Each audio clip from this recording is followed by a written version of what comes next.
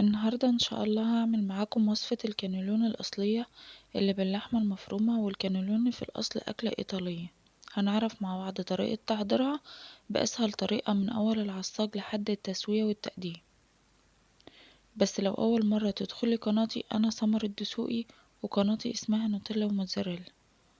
ما تنسيش تدعميني بلايك وتفعلي زر الجرس أبو حواجب أول الكل عشان يوصلك كل فيديوهاتي الجديدة اللي بنزلها على القناة. وما تنسيش تكتبيلي كومنت ايجابي يشجعني لعمل فيديوهات جديدة.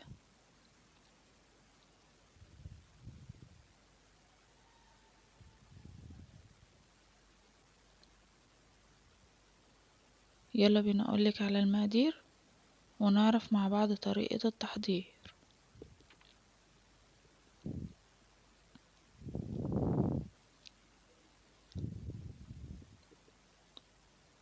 معايا هنا علبة كانيلوني وزنها 250 جرام. انا استخدمت النوع اللي هو من السنبلة الذهبية، وده مش اعلان، انا بعرفكم بس الاسم بتاعها. هي بتبقى بالشكل ده، تمام كده. ومعايا هنا نص كيلو لحمة مفرومة.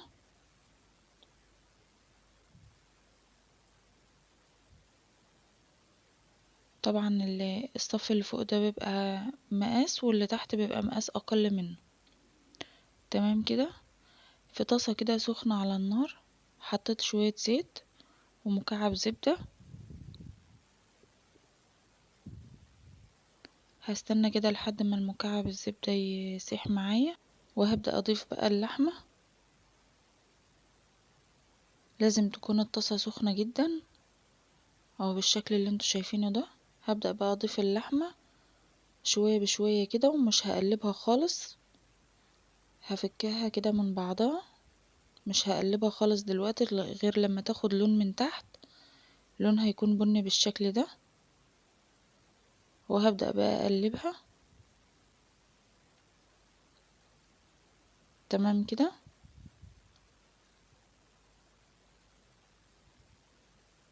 كانت اخدت اللون البني كلها بالشكل ده. هضيف لها بقى الفلفل الاسود ومعلقة بابريكا، واقلبهم بالشكل اللي انتوا شايفينه ده.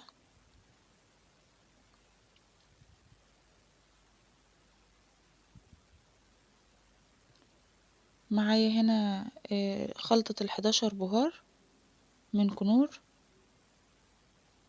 حطيت رشة برضو بالشكل اللي انتوا شايفينه ده.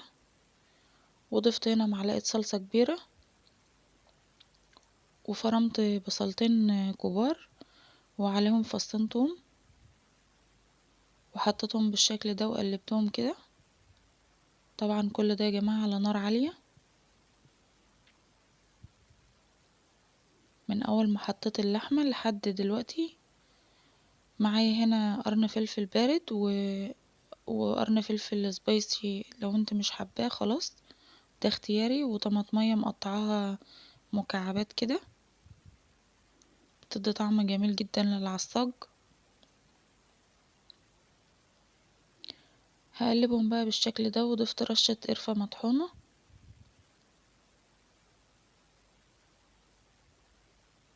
تمام كده.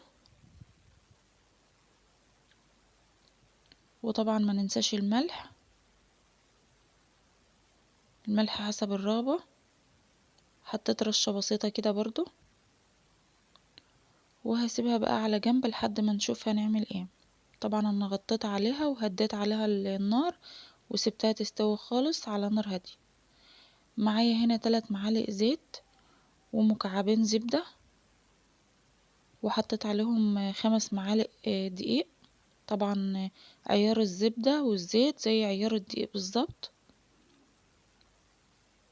وهقلبهم بالشكل ده لحد ما الدقيق يعني يستوي معايا على نار هادية يا جماعة. هنعمل البشاميل. البشاميل اللي كانلوني مش هنعمله تقيل. ليه؟ لان انا طبعا ما سلقتش الكانلوني.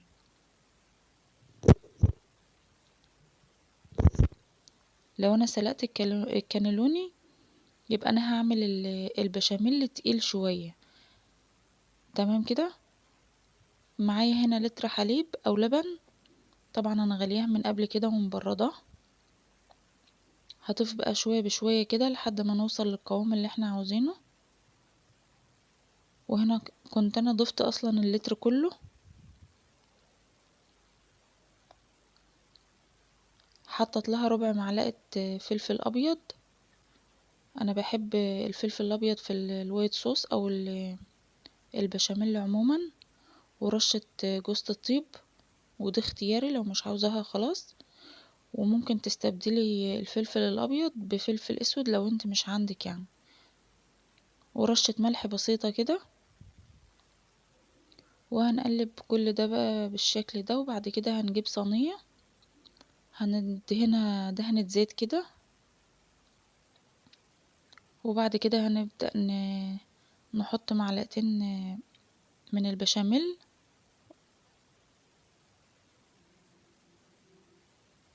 هنفرد في الأرضية كلها كده بتاعة الصينية.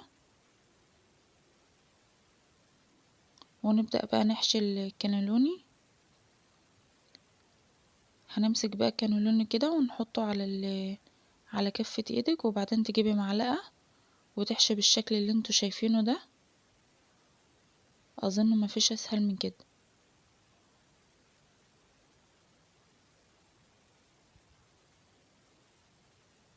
تمام كده.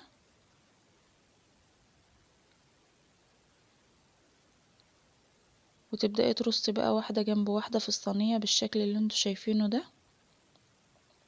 وفي طريقة تانية طبعا، يا اما تعمليها من الطرف ده وبتدوريها وبتعمليها من الطرف التاني زي ما انتوا شايفين كده. تمام كده. طبعا موضوع انك تحطي العصاج في كيس وتحشي بيه، طبعا ده موضوع اختراع فاشل خالص يعني. منفعش خالص. هنا بقى كنت انا حشيتهم كلهم. وهبدأ بقى اغطي كل الكانيلوني بالشكل اللي انتوا شايفينه ده. ما سيبش اي حتة يعني، ما يكونش فوقها بشاميل خالص او وايت صوص. زي ما انتوا شايفين بالشكل ده. بغطي كل الكانيلوني قدامي.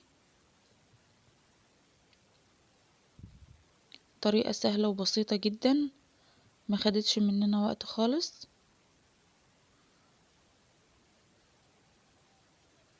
طبعا البشاميل ده يا جماعة هو اللي بيسوي لي المكرونة.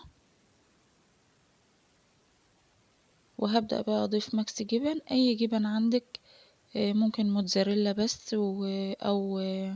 او شيدر بس. او جبنة، يعني جبنة مبشورة من اللي هي الرومي. ممكن ميكس جبن على بعضه زي ما انتوا شايفين كده. هبدأ بقى اوزعها على الصينية كلها بالشكل ده.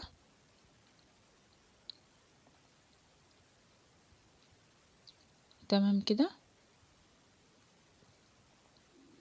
لو انت حابة بقى الوش ما يكونش مقرمش معاكي من البداية كده، تبدأي تغطي الصينية في الوقت اللي انتوا شايفينه ده. بعد ما بحط الجبن تبدأي تغطي الصينية بورقة سلوفان او بصينية تانية.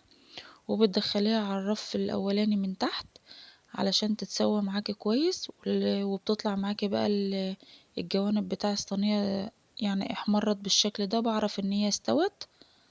بشغل عليها الشواية من فوق، بتاخد وش، بتاخد لون.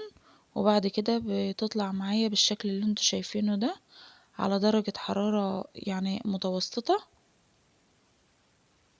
بتبدأي تحطي فيها سكينة كده او حاجة ما تلاقيها بقى طرية، تبقى هي كده استوت معاكي. تمام كده. قدمتها بقى بالشكل اللي انتوا شايفينه ده. رشيت عليها كاتشب وده اختياري يعني، ما انتش حابة خلاص. ودوقي بقى احلى كانولوني ممكن تاكليه في حياتك. طعم العصاج جميل جدا. والبشاميل كان مظبوط قوي. طعمه كان جميل برضو.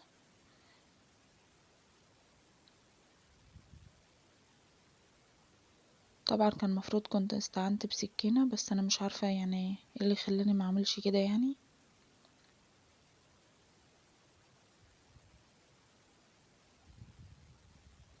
هي كانت سخنة جدا. يا رب تكون الوصفة عجبتكم، ويا رب أكون قدرت أفيدكم ولو بمعلومة صغيرة. ما تنسوش تعملوا لايك وشير وسبسكرايب على قناة نوتيلا وموتزاريلا. والسلام عليكم ورحمة الله وبركاته.